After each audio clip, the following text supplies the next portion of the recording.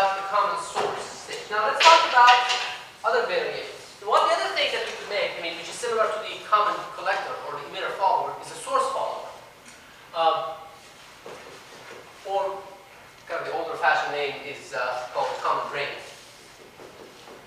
So what you have in this case is that you apply the input to the transistor and you take the output out of the drain of the transistor. Then you have this RS in general. So you have VDD and VN and Vout. Now, by the way, how do we determine what kind of stage a certain stage is? If I ask you whether it's a common source or common drain or something. Well, let me ask you kind of a side question. If I show you this,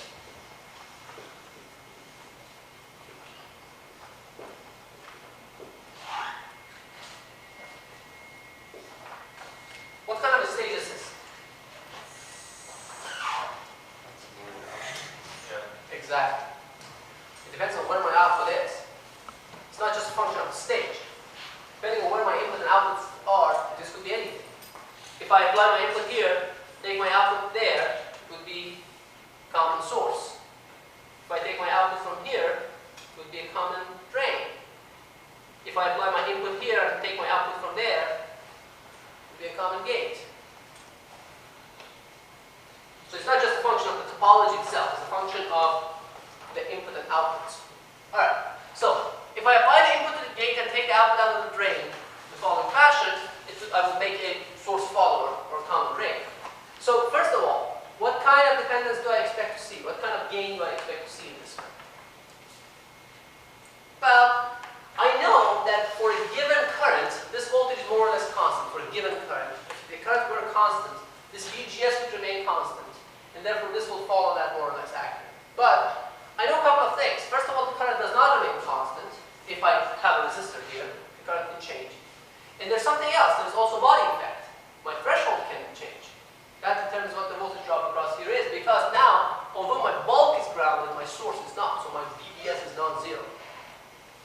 So I can write the equation for that and then analyze it and do that. And you will see that there's some sort of dependence that has some nonlinearity part and some linear part. But now let's look at the small signal model straight away and see what that tells me. So if I do the small signal model, I have Rn, I get IS1, this is IS1, that's the main transistor, so this is Vn, that's the gate. Now, on the other side I have IS2 and RnB, body effect. This part is grounded, this is the bulk, this is IS2. Now these two are connected together, and they go to RS. This is Vout. So what's my gain? Well, I look at this and say, well, first of all, this current source does not matter, right? Because it's shorted on both sides. So its current circulates through the ground. That doesn't matter. And when I do that, or even without doing that, I notice something else. What can I say about this resistor and that resistor? They're in parallel, right? All I need to do is just bring it down and put it in parallel. This is IS2, but it's inconsequential anyway, it's not sure. Okay, so that's what it is. Now it's easier to analyze, right? If I have this voltage, if this voltage is Vn, this is just a voltage divider. Like the case of a common collector or emitter follower, except for the fact that I have this extra term. So let's see what the gate is. So the voltage divider gain, AB, is going to be this resistance divided by the sum of this resistance and that resistance, right? So it is going to be, let's call this R1. R1 divided by R1 plus Rn. Now, what is R1? Well, it's this times that divided by the sum, right? So it's Rs plus Rnb divided by Rs, I'm sorry, R times Rnb divided by Rs plus Rnb. Okay, fine. I can write it probably slightly differently. So I can multiply the numerator and denominator by GMB, which is 1 over RMB. So I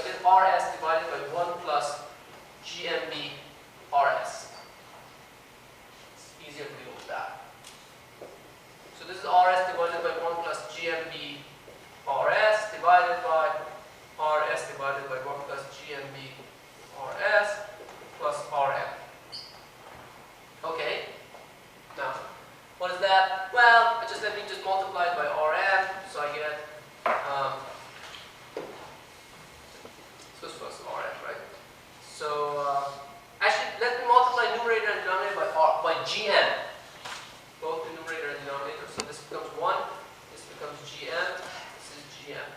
And then when I add this 1, this gives me plus GMB RS plus 1.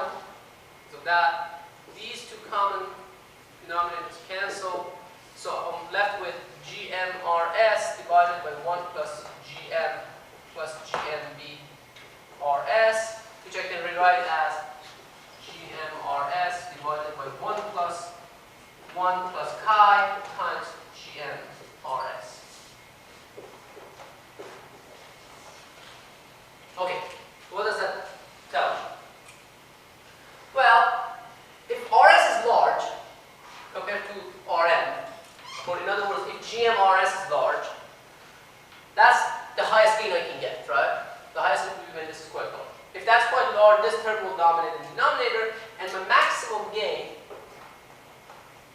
will be 1 over 1 plus chi. So unlike the bipolar case, even with a very large RS, I cannot get a gain of 1 in this stage. But I get something close to it because chi is 0.1, 0.2, 0.3, something in that range. So it's not like 0.7, 0.8, 0.9 kind of thing in that case. Now, how do I get a large RS? Well, one way is to put a large RS there, but that will limit my current, so that will affect my RM. The other way is to use, in the large signal model, is basically use some current source or something to emulate it, some high impedance stage. If I had a current source like that, RS would be what? If I had an ideal current source, what would be the equivalent RS? Infinite, right? So from a small signal perspective, it would be an open here, an open circuit here. So you have voltage divided between RM and RMB, and that hence gives you 1 over 1 plus chi. Where chi is a ratio of RM and RM. Yes? Is there any disadvantage, or is there any advantage to connecting the base to the source? You mean gate? No, the base. You mean source? I'm sorry. This is an NMOS, there's no base. Sorry.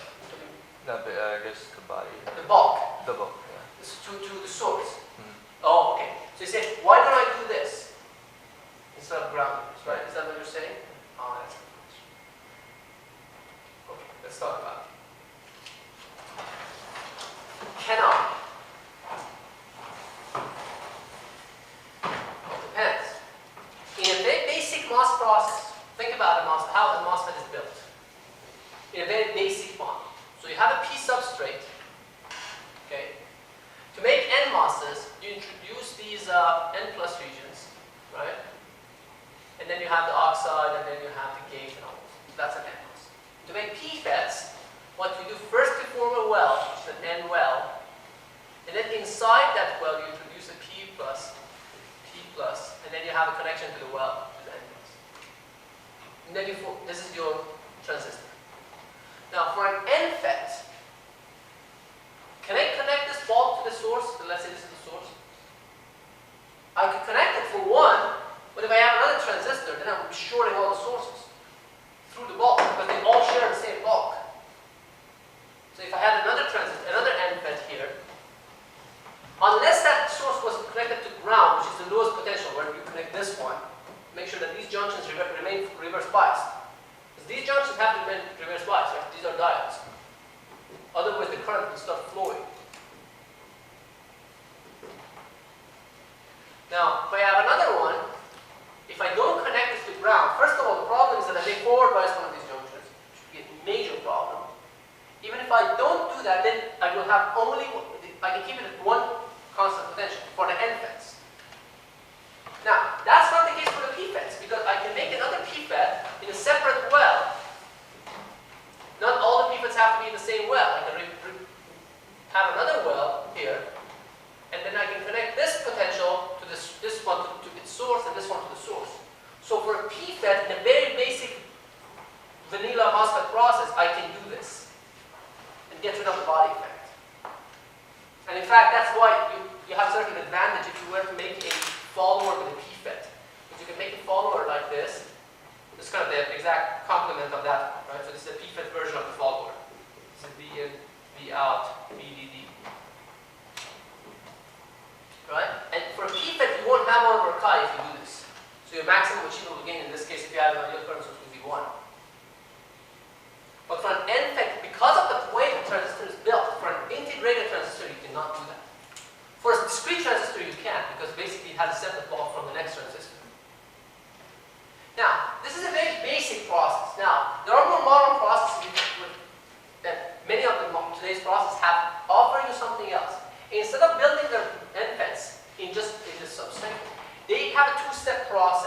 So they have an N well, and they have the so-called deep N well.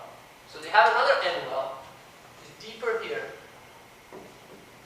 And within that N well, they have another P well, within which you can make a transistor. So you have the choice of making a transistor like that, just on top of the bulb directly, or like that. Now, if you do it this way, what you have in here, there are two back-to-back diodes, right? I can keep this at ground, I can keep this at VDD, and then I can connect this terminal to anything I want. Here I can connect this like that. But this transistor has to be built in the deep N well. So it depends on what the process offers you. But if you have that, basically it means that you don't have the body effect. Your chi is 0, everything goes back to the reduced case. So that's why we talk about the most general case. So you can always deduce and reduce it to what your actual case is. So if you know the most general case, what the effect of the body effect is, then if you can get away from it in this situation, it's fine. But sometimes you cannot. You simply cannot. Not every process technology offers you this option. For instance, the one that you saw in the tape, the silicon run tape, a few weeks ago, that one did not show you the deep N well. That was the basic vanilla one, which basically had the P well and the N well and the P sub.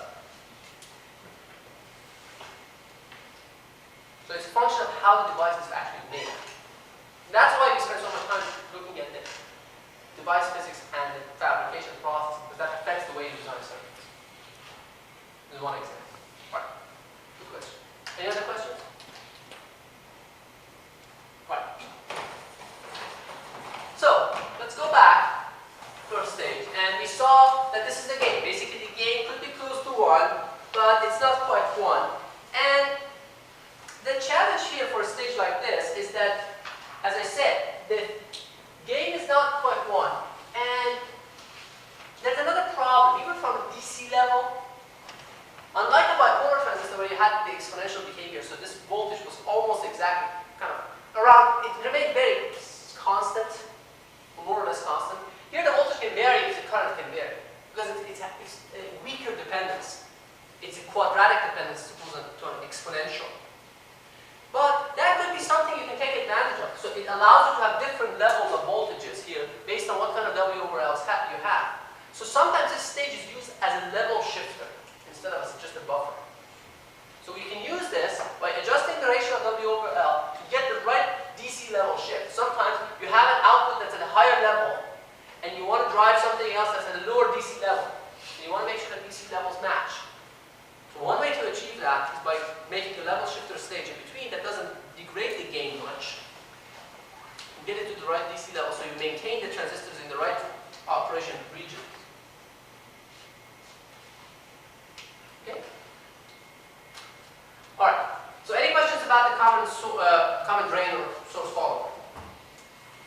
And of course, as I mentioned, you can make a PFET version of that, and that will not have a problem with body effect in any technology, if you connect it to the gate. Now let me ask you a related question. So, you have the option of doing this. Let's say even for NMOS. Let's say if I give you the option of connecting this with the bulk. If you had a deep N well and you would do this or that. You always want to do that. What is the price for this? Well, yeah, it takes up more space because you need to make sure that you have the well. But if you have the PFET, kind of, yeah, you could kind of say, well, incremental. But yeah, sure. Space is true. Space is one of the parameters. But there's something else you pay the price for. In addition to space. Speed. Yes. How? Increasing our capacity. Yes. Right? Think about it. Now, if I connect these two, I've added this capacitor directly here. So I've added an extra capacitor on this node. The output node. Now, which is this capacitor. It can be large because you see it's just the bottom plate and all of this kind of the junction capacitance of this whole thing. So I'm adding an extra capacitor there. So it may or may not be advantageous to do this. It depends on your design. It depends on what you're trying to achieve. If you're really, really pushing for speed, you might as well reduction in the gain and not introduce that capacitor to cut your bandwidth by a factor of 2. Just hypothetically speaking. Alright? So there is a trade-off involved here. Like any other real engineering problem. Alright, any other questions about this? Alright. So the last stage we'll talk about is the common gate.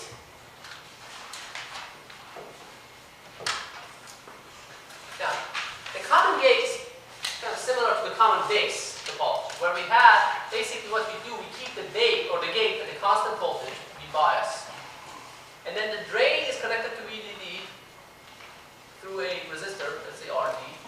This is V out, and the input is applied to source, V in. Now, if you look at the large signal transfer function for this, you will see that this transistor is off. It starts from large V-ins. If V-in is very large, this transistor is off, right? But simply this voltage is not, don't have enough VGS. And once you hit, basically, you start lowering this voltage, at some point, you hit VDD. So this basically is V bias minus VT. And that's the point where you basically get the basic quadratic dependence of the current. And you can write the equation for it and it gives you that. The thing to notice here is that this stage gives you a non-inverting gate, right? Unlike the common source, which gave you an inverting gate. You increase this voltage goes up. And it's, again, clear to see why it happens because it's kind of, in a way, another way of doing the common source, except for the fact that instead of keeping this voltage constant and changing this voltage, I've kept this voltage constant and changed this voltage. So I've basically changed the polarity of the voltage I've applied to the input. Now, let's look at its gain. Let's see what its gain looks like. Oh, actually, for the common source, I forgot something. The common drain, I forgot something. I'll come back to the output resistance of that. I forgot to talk about it. I'll come back to it. But let's finish this now. We should start it. So now let's look at the gain of the stage. Okay, so let's look at the equivalent model, the small signal model. And in general, of course, I will have to worry about body effect because this terminal is, this source is moving. Whenever your source can move, you have to worry about body effect. So I have IS1, I have Rm, this is IS1. This is a constant potential, this is bias. So from an AC perspective, it's ground. The gate is at ground. And then I have RD here to ground. This is V out. And then I have the back gate transistor I have to worry about. This is IS2 and RMD. This is IS2, and this one's ground too. And this is my VN. Now, I noticed something interesting in this case, right? These two are both ground, right? So is it fair to do this? So these two are in parallel. So are these two. So is it fair to show this? I'm going to redraw this same thing. So this is Vn. This is the parallel combination of Rm and Rmb. Whatever the current is, it's called an Is, which is the sum of Is1 and Is2. And that current source will be going to ground and going into RD, where this one's Is, which is the sum of Is1 and Is2. Agree? These two are exactly the same term. Right? Just redrawn it and cleaned it. Okay. Now, so I don't need to worry about Is1 and Is2 because basically it's the same thing. It's Is. Now, I can also change the polarity of this guy and change the polarity of that guy too. Right? That's easy to calculate to see what the gain is, right? Is is, well, or I can rewrite this as 1 over Gm plus Gmb. Parallel combination of Rm and Rb. So Vn times Gm plus Gmb is Is, and V out is Is times Rd, which is basically Vn times Gm plus Gmb times Rd. Therefore, my voltage gain AB is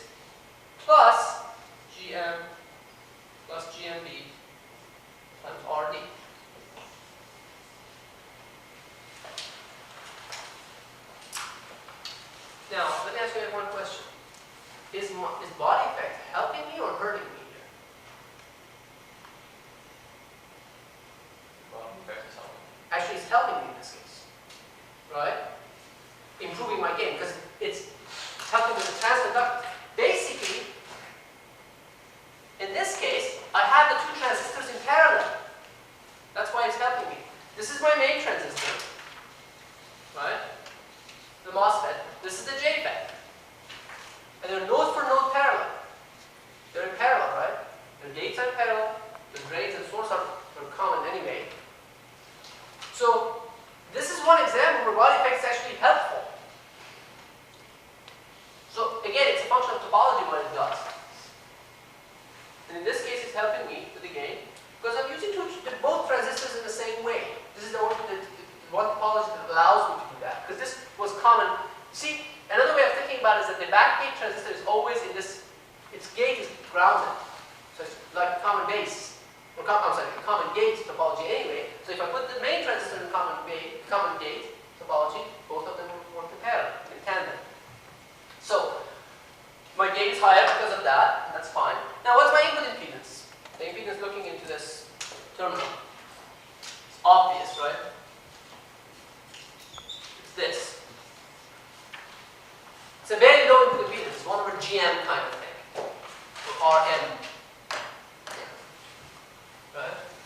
So it's not common base in that sense that you're looking into the source or looking into the emitter, you always see a low impedance. It's fine. RM or RMP.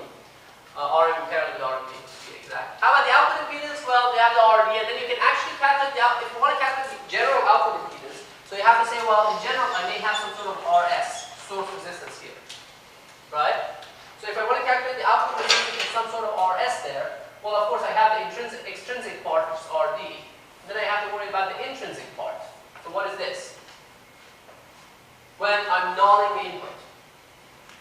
I'm not nulling the input, and nulling the, of course, that's ground from an AC perspective, the bias. Again. So what is the output resistance here? Is this something we've seen before? Is it similar to something we've seen before? Does it look like something we've seen before?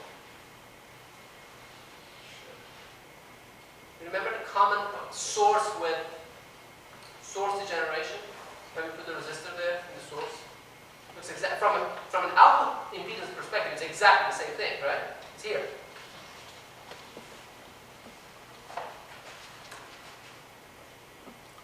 Right? So I don't need to redo it, it's just this thing. It's exactly the same thing. So you can actually reuse that piece of information. Okay, any questions on this? Alright, now let's go back to the common source, actually, the common drain or source follower. I forgot to calculate its output impedance and input impedance. Now the input impedance is relatively trivial, right, in this case. What is the input impedance? At low frequencies? Infinity. Very large. Because there's no current flowing through the gate anyway. How about the output impedance? Or out? Well, or out is what you see looking into here when you null the input, which is basically grounding this. If you ground this doesn't matter anymore. Just out of the picture. It's a parallel combination of these three. This guy parallel with that guy parallel with that. Which is basically RM in parallel with RMB in parallel with RS. So it has a low output impedance and a high input impedance. And a gain close to 1. So it's a relatively good buffer, voltage buffer, like that of a common collector or emitter follower. So that's for the output impedance. Okay? Any questions on these three stages? So that completes our discussion of the basic building blocks, three building blocks that we have in our analysis. Now, there are other variations of combination of transistors that we can use for certain purposes. And I'll talk a little bit about them. There's one that's particularly important. We'll spend a fair amount of time next time on, but that's the differential pair. We'll talk about it next time extensively. But there's one stage, one kind of combination of transistors that's maybe worth mentioning and spending a couple of minutes talking about. And that's called Darlington pair. It happens mostly in the bipolar transistors. So if I have a single bipolar transistor, right, I can think about this as a current amplifier too. If I keep this in the forward active region, right, so basically I have some constant current I bias, right, and then I maintain this at some constant VCC and measure this current. So this is IC quiescent. Now if I add a perturbation to this current, on top of that, the way I add currents are by putting them in parallel, right? But I add voltage and put them in series. So I'm adding current sources by putting them in parallel. So this is I in, and then this would be a variation on top of that, I out. Of course, we know what is the ratio, or let's call it AI, the current gain. What is the AI, which is by definition I out over I in? At low frequencies, what is it? It's beta. That's the definition of beta. It's IC over IB, right? So for as long as I remain in the forward active region, this remains beta. Now, if I want to somehow get a larger beta, what can I do? I can actually take two transistors and put them in a way in series. So I get the current multiplication, this current amplification of the two of them combined. So I know that if this is beta, actually this current, IE, is going to be beta plus 1, IN. Now what if I feed this current that comes out of the emitter into the base of a second transistor and share these currents? So I can make a compound transistor, which is called a Darlington pair. Now, what is the effective beta of this new transistor? If I were to make something like this. Beta squared. Kind of, yes. Close enough, yeah. Beta squared is good. Sounds great. No, but beta squared is good enough, right? Beta, that's useless. I mean, that beta plus 1. I mean, of course, you can make your equations look more impressive, but what you said is exactly right. Correct. Because we know beta varies a lot anyway. So, effectively, it's beta squared. Because this current is almost beta times this current. We know it's exactly, well, beta plus 1, but that's a beta times that. And this current will be beta of that times this current, so it will be beta squared I. And this current itself is beta times IN. And this current is the sum of the two, so it's basically 1 plus beta times beta IN. And approximately, that's just basically beta squared IN. Yes? Does it matter that the collectors are connected? Because I see that topology a lot, or the design a lot. Right, you mean the fact that they share the same collector? That's Right. basically the way to add the two current sources, right? Right. I just see it a lot. I didn't know. Like, I mean, if you had them both going up to different. Well, it does matter in the sense that your output resistance is the combination of the two of them. In that sense, it does. So you have to recalculate the output resistance if you want to. It's a parallel combination of the two. But from the current perspective, they're shared, basically, so they add. Just like putting two current sources in parallel, except for the fact that two current sources are going down. Now, there is another problem with what you mentioned relate to something else. The problem is that if you look at the beta of a transistor versus IC, based on our simplified model, I'm just basically assuming that it's constant, right? It's not constant like that. Because of the same things that actually, at high currents, it starts dropping because of the space charge. The same way that, remember the FT started dropping off?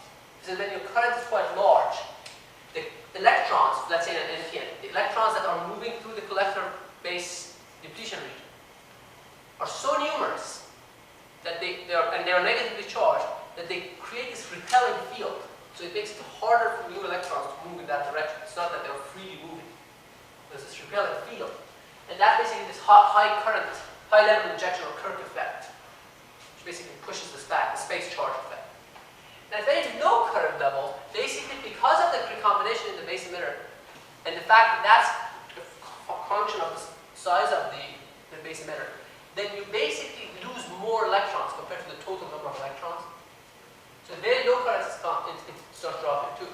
So there's a range over which beta is relatively large. Now the problem is that, remember, this transistor is running at a current that's beta times greater than this transistor. So it could be that your first transistor may be in this region, but then the second one may be in this region. So it may lose by doing this. So you have to be mindful of that. And there are tricks around that basically you try to increase the current of this guy artificially. So basically you create an alternative path. You could put a resistor here to draw a little bit more current out of this guy. And then you keep both of them in that range of operation. Now, if for instance this single transistor is going to be in this region, the second transistor, let's say, is going to be in that region, what can I do to avoid that problem? Basically, it's being pushed beyond its maximum current capability, in a way. Because this is the guy carrying most of the current, right? Well, I can make it larger.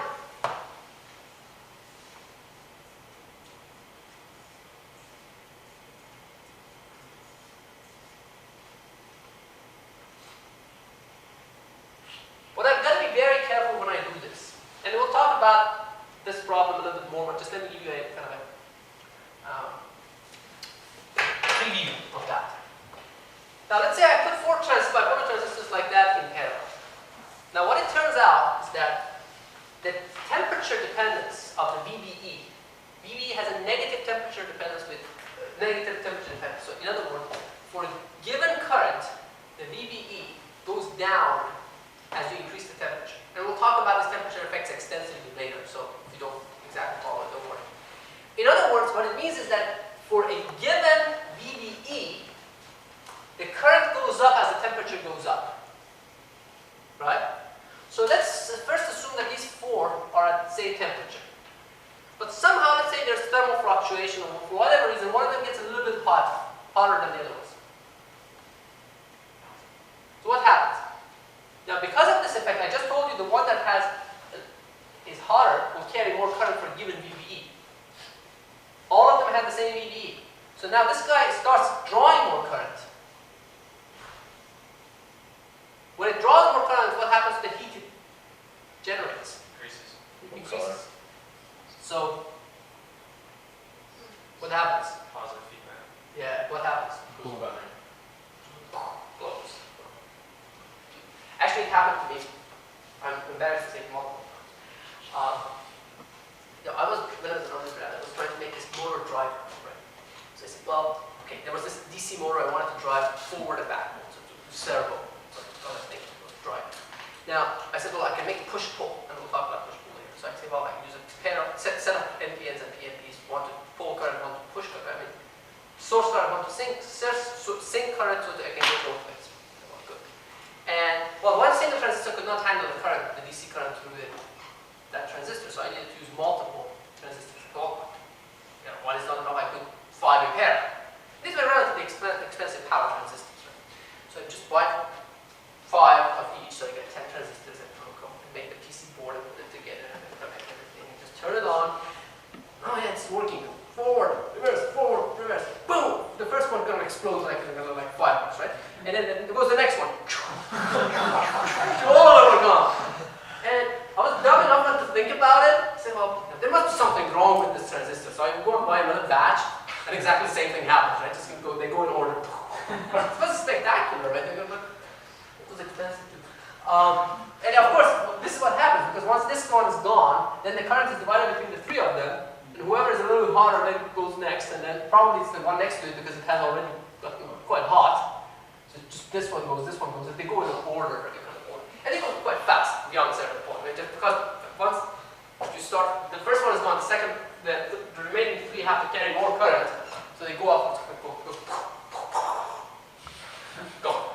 Right. And then I went and bought another batch, and exactly the same thing happens. Well, this seems a little bit more systematic. Before I spend more money on this, I want to think about it. And then I started thinking about it, and I read a little bit about it, and then I realized that, well, there's a way to fix this. If you introduce a little bit of a resistor here, what happens is that as the current goes up, the voltage drop across this resistor goes up too.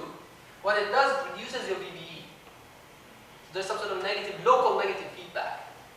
So you need a little bit of an emitter degeneration here. It doesn't have to be large, because if it's large, then you will drop a lot of voltage across this. But with a little bit of a resistor here, and you can calculate exactly what is the minimum resistance you need to make sure that the loop gain is not too large. And we'll talk about the thermal effects extensively later, but that's a useful piece of trivia. If you're putting bipolar transistors in parallel, be careful.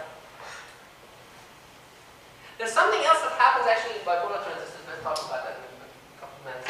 Since we are talking about beta, in some of the modern bipolar transistors, your beta can become very large.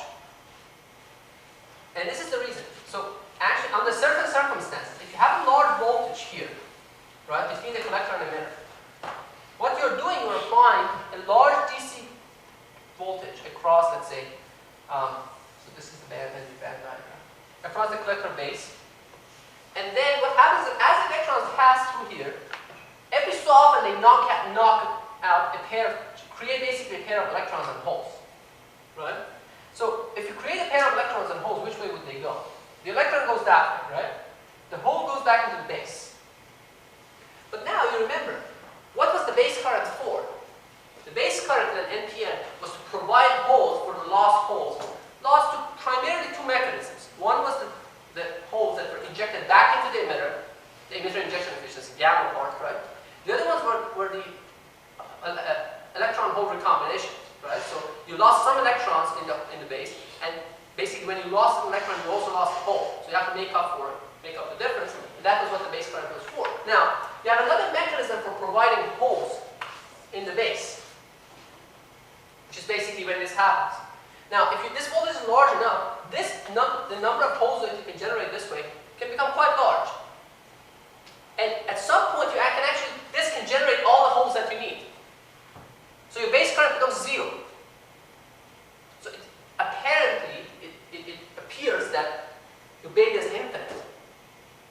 Actually, you can be in a situation, and it happens, and it has happened to us in our professor design here, that you can actually create a negative base resistance current. Because if you have too much holes, then you have to take holes out of the base instead of putting them in. And then you can have a negative base current. So you can see that it's a little more complicated than that. And that's also interesting because it goes hand in hand with this question of beta. What is beta? It depends on other parameters and other circumstances, this kind of thing. Actually, this is particularly a pronounced problem in silicon germanium transistors.